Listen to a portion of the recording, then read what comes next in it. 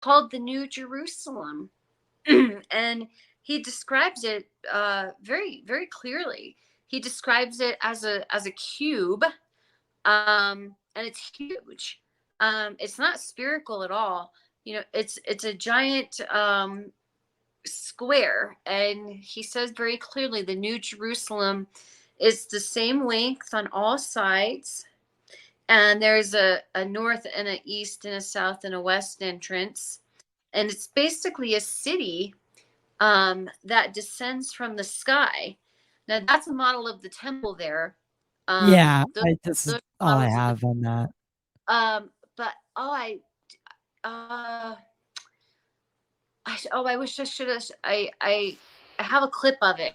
So Spielberg actually put it in his movie, and I just realized it last night that in Close Encounters of the Third Kind, Steven Spielberg actually put the New Jerusalem at the end of the movie, and it was the giant mothership, and it looked like a city that descended from the sky, and you could very clearly Steven Spielberg's rendition of it. You could very clearly see, like skyscrapers and buildings, and it looks like a city. And the Bible describes it very clearly with all of these colors, and that's what it is. It's a craft that descends from from the sky, and it has a name, the New Jerusalem. So I mean, they're telling you that non-earthly beings are coming back. Some people will be saved and some won't be. That they may rule on earth for 1,000 years of wonder and perfect peace. They may take some people. Depends on what religion you subscribe to. And then it's really interesting when you think about time travelers, because like somebody like Jack Sarfati. Dr. Sarfati has been saying that these are time travelers for years, for decades. And the more I think about that, the more I think that there's a good chance that that's the case. And then are we literally talking about time travelers being documented in the ancient holy texts? And that's how they're so accurate? And Mm, then last night I was thinking about, well, it does say in the Bible that for Jesus, one day for Jesus is 1,000 years for us. Well, how does that make sense? That makes sense with relativity, right? If you think about relativity and space travel, somebody or interdimensional travel, somebody who's traveling really fast in space, time is going to pass so much differently for them. So it might feel like one day for them, but for us it could be 1,000 years. And so right. if somebody like Jesus really was resurrected, really did leave the earth, really did go back to space, to his father in space, um and he said his father, there were other rooms in his father's house. um yeah, so that's the end. So I just realized also last night that Steven Spielberg put a clip of a Catholic priest at the end of Close Encounters. And where they're getting Hmm. ready to do the trade off right here with the people who go. Um, there's a Catholic priest there who says, these are God's angels. God's angels are going to take you. We wish you the best. And pilgrims. Twice, this priest calls the aliens God's angels. And this is Steven Spielberg's movie. And that's from 1977. I never caught that part until last night. And there's the New Jerusalem. Yeah. So this ending scene, Yeah. it really shows. And then when you go and you read the description of the New It's a Jerusalem, see city how of it's a floating city. it's a floating city. Exactly. And I think Spielberg did a marvelous job of depicting that. I mean, what a This is like a difficult. documentary. Yeah, I mean, and that was 1977. I mean, that was before I was even born, and people are still um uncomfortable with these ideas or not familiar with them, and they've been out there for so long. It's just, it's been in front of everybody's faces for so long, and it still isn't sinking in.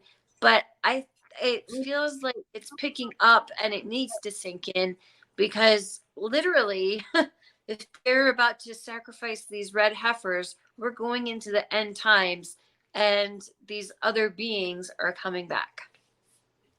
So when we talk about the end of times, are we meaning that literally, or could that be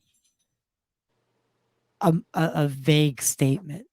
Because the end of time, right? Now let's break this down. The end of time, it's impossible, right? The end of time. Um, unless you destroyed somehow the whole entire universe. Um, so the so I think the proper word is the apocalypse of Earth, right?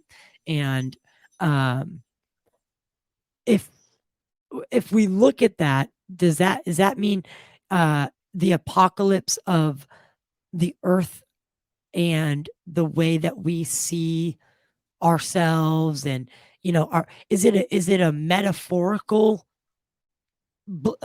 explosion, right, instead of, I know this sounds crazy, but um instead of the world actually ending, it's just the world as we know it, because we become part of something larger, and it's finally confirmed. And now we're not fighting each other, and it's also what I would call, like a singularity. Um, the end of time, right? Man made time. It could, I mean, I get, Yeah, I sound it- stupid, but right. Yeah, I might just sound like an idiot. no, you're entirely right. It's more the end of an era. And really, we're leaving the age of Pisces, and we're going into the age of Aquarius. And I think that's really what it should be. It shouldn't be like the end of all time. Um, what is Kent saying? The end of time So the can end be of when time can be it's measuring a no time longer is no longer relevant. relevant. Right. Yeah, Right. yeah, right. So yeah, it's the end of a time.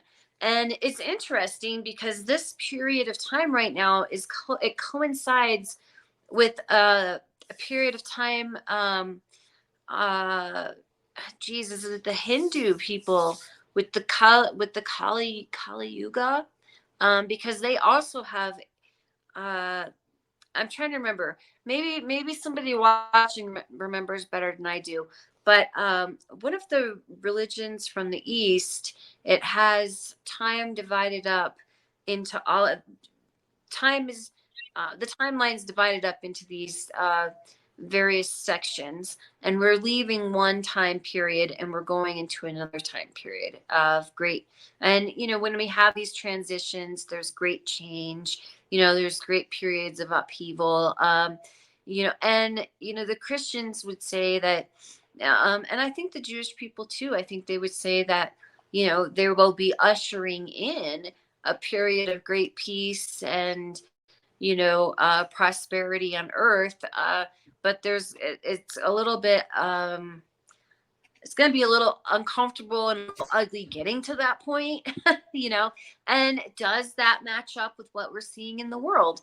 Well, kinda. I mean, our scientists are saying that we're having a you know climate change disaster. The world does seem to be on a precipice in multiple places, in multiple ways. We've got wars breaking out all over the place. So does that kind of match up?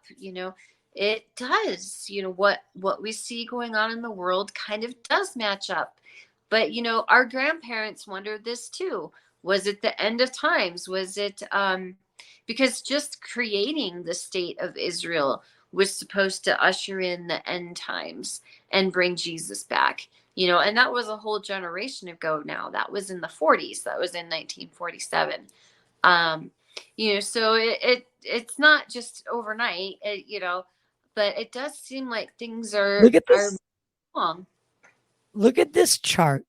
So this is since the creation of the state of Israel was declared, and then that Gaza belongs to Egypt. That was 1948. And in 1967, they have the 6 Day War. Israel captures Gaza.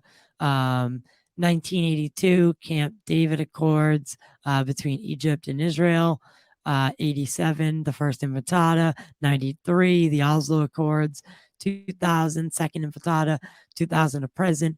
I mean, it just seems like that they've just been fighting for their survival since their inception, with things like the partition. And I know that's from the opposite side, um when they split the Gaza, when Gaza was taken off. But it just seems like it's a place where so much bad has happened, and it's hard for me to imagine that this is the holiest of places when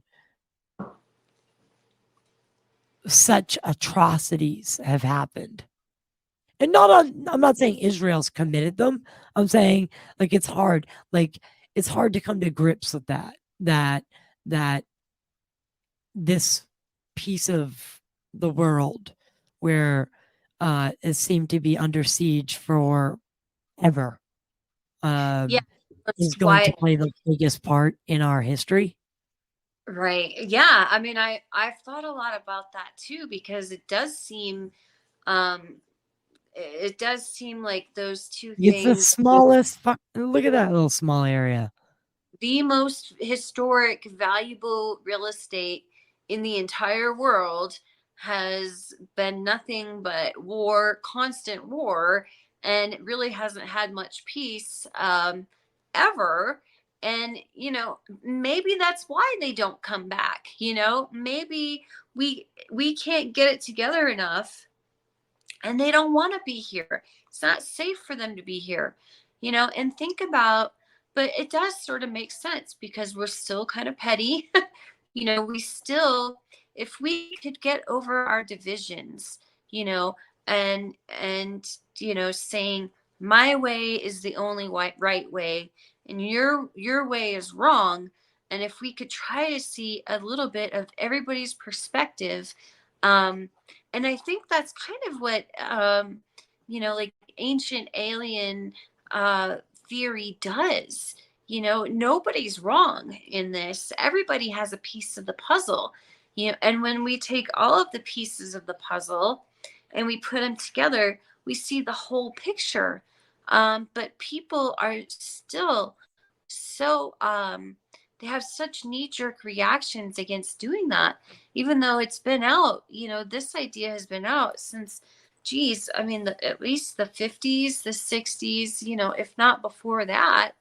um so it's just interesting. Change does not happen quickly. No, it does not, and it will never. It will never. And so, all right, hypothetical here. All this stuff happens, right? The heifer is cremated. It's used to bless and coat the tools, the land. It's purifying it. They built the temple, and the Messiah returns. Right when confronted, if when that happens, um, would the world consider that first contact, and what would that look like? because I think a lot of people think it would look like this. No, like this, but in reality.